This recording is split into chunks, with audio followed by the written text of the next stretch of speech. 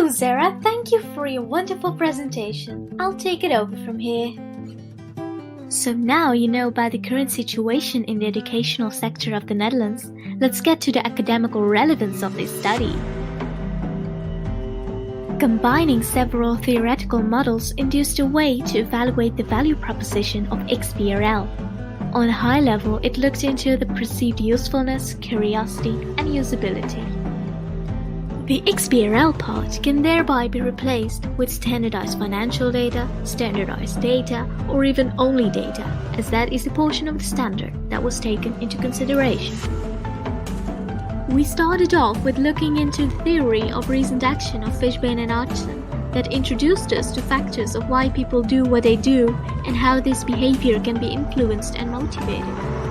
Their model was later transformed to explain technology acceptance by Vanquish and Davis, which brought us to the factors usability and usefulness in order to evaluate standardized data usage.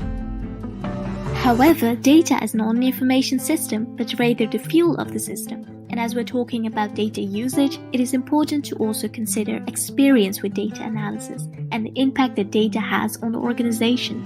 We thereby added factors that evaluated the data-driven ability of the information consumer. Not all data makes people jump out of their seats or do something crazy new.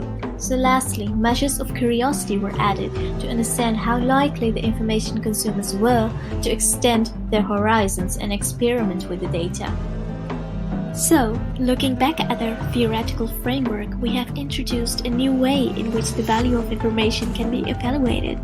Not only applicable in the education sector or for XBRL, but for any organization that is struggling with the purpose of its data retrieval. Data is in fact only valuable when put in the right context, but more importantly, in the hands of the curious ones. This study disclosed an opportunity to re-evaluate how XBRL standardized data adds to the mission of public asset usage justification, but more importantly, what more value it can bring to school councils in the form of financial benchmarking.